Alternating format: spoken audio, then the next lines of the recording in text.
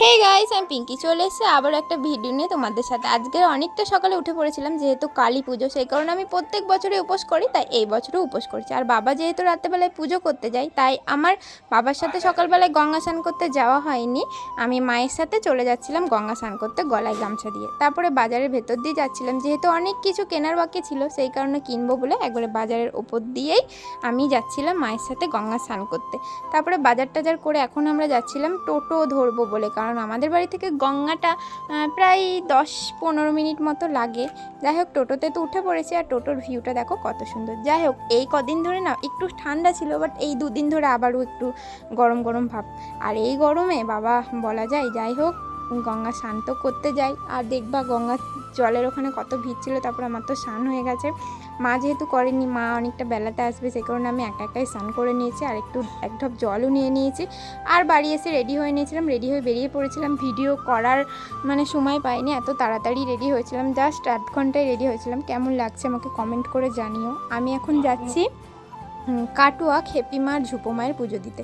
আমি প্রত্যেক বছর সকালেই সব মায়ের পুজো দিই, আর রাত্রেবেলায় আমাদের বাড়ির এখানে ছোট ঠাকুরতলা আছে, ছোটো মা, ওকে পুজো দিই। তো চলে এসেছিলাম অনেকক্ষণ আগে, এসে কিছুক্ষণ দাঁড়িয়ে তারপর আমরা চলে যাচ্ছিলাম ভেতরের দিকে। আর দেখো প্রচণ্ড ভিড় হয়েছে এখানে, প্রচণ্ড ভিড় হয় এখানে, বাইরের লোকেও পুজো দিতে আসে।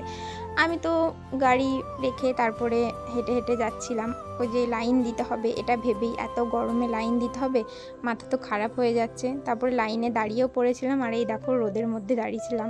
এত রোদের এত তাপ, তোমাদের কি বলবো। দেখতে দেখতে অনেকটা দূর চলে এসেছি লাইনে। আর এই মা খুব জাগ্রত মা, আমি প্রত্যেক বছরই পুজো দিই, এই বছরও দিয়েছি। আর দেখো এই রোদে মা ছেলে কেমন করে ডন্ডি কাটছে। আমার খুব কষ্ট হচ্ছিল, কেউ ছিল না সাপোর্ট করার মতো ওদের, তাও ওরা দুজনে একাই ডন্ডি কাটছিল। আর আমি হাঁটতে হাঁটতে হাঁটতে হাঁটতে অনেকটা দূরে চলে এসে, আর এখানে না খুব সুন্দর সুন্দর ছবি তুলেছি। আমি তো ছবি তোলার পোকা, সেই কারণে ছবি তুলেছি। আর বেরিয়ে আসার পর এই ভিডিওটা আমি করেছিলাম, কারণ তোমাদের সাথে শেয়ার করতে হবে না, কেপি মায়ের জায়গাটা কত সুন্দর সাজিয়েছিল, তাই এখানে যাচ্ছিলাম। এই মাটা কিন্তু অনেক জাগ্রত, তোমরা মন থেকে যা চাইবে মা কিন্তু তোমাদের তাই দেবে। সেই কারণে আমার তো খুব বিশ্বাস, তাই তো আমি গেছিলাম। আর আমি প্রত্যেক বছরই যাই। তোমরা কে কে খেপি মায়ের কাছে গেছো বা কে কে চেনো এই খেপি মা, আমাকে কমেন্ট করে জানিও। আর হ্যাঁ, তোমাদের সাথে আরেকটা কথা শেয়ার করি। আমি ভিডিও পোস্ট করতে পারি না, তাই অনেকে অনেক কিছু বলে, তো আমি কি করব বলো, আমি তো একটা কাজের লাইনে আছি, সেই কারণে আমার প্রত্যেক দিন ভিডিও শ্যুট করা হয় না। আমি মাঝে সাঝে ভিডিও করি, আর তখনই তোমাদের সাথে শেয়ার করি। তোমাদের যদি প্রবলেম হয় তোমরা দেখো না, আমি তো তোমাদেরকে দেখতে বলিনি, তাই না? কিন্তু আমি কি করব, আমার সময়ের অভাব, তাই আমি করতে পারি না। আর যখন করি তখন তো দিই, তোমরা তো সেটা দেখতেই পাচ্ছ।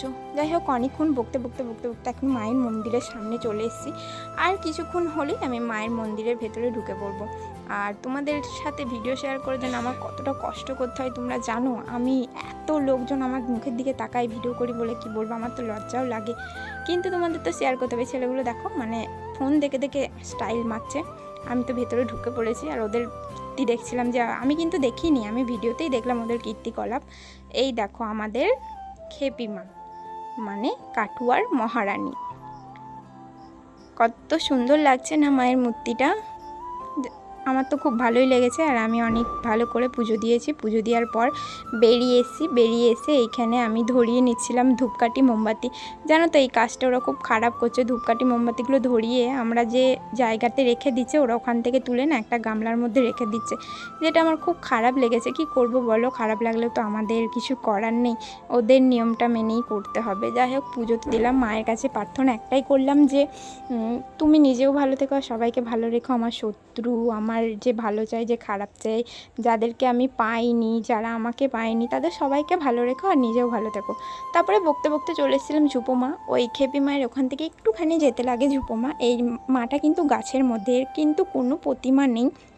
আমরা চলে গেছিলাম, আর যাওয়ার সময় যেহেতু অনেকটা দুপুর হয়ে গেছিলো, সেই কারণে মায়ের তখন মনে হয় ভোগ আরতি কিছু একটা হচ্ছিল। চারিদিকে পর্দা দিয়ে ঘেরা ছিল, আমার জানা নেই এখানে কি হচ্ছিল, তাও আমি বললাম কি হচ্ছিল আমি জানি না, যারা জানো কমেন্টে জানিও। এই দেখো পর্দা দিয়ে ঘেরা।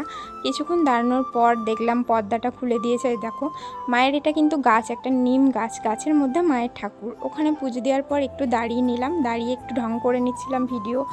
আমি তো ঢং করতে খুব পছন্দ করি, সেই কারণে ঢং করছিলাম। আর তারপরে বেরিয়ে আসছিলাম, বেরিয়ে এসে না আবার একটা শর্ট ভিডিও পোস্ট করব বলে, একটা রিলস পোস্ট করব বলে এই ভিডিওটা আমার করা, তো তোমাদের সাথে শেয়ার করে দিলাম। তারপরে আমি বাড়ি চলে এসেছিলাম, আর বাড়ি এসে ফ্রেশ হয়ে গেছিলাম। খুব ক্লান্ত লাগছে যেহেতু উপোস করেছি। সেই রাতে পুষ্পাঞ্জলি দিতে যাব, সেই ভিডিও তোমাদের সাথে শেয়ার করবো। এখন একটু ঘুমিয়ে নিই, দেখা হচ্ছে নেক্সট ভিডিও খুব তাড়াতাড়ি তোমাদের সাথে। ততদিন ভালো থেকো, সুস্থ থেকো, টাটা।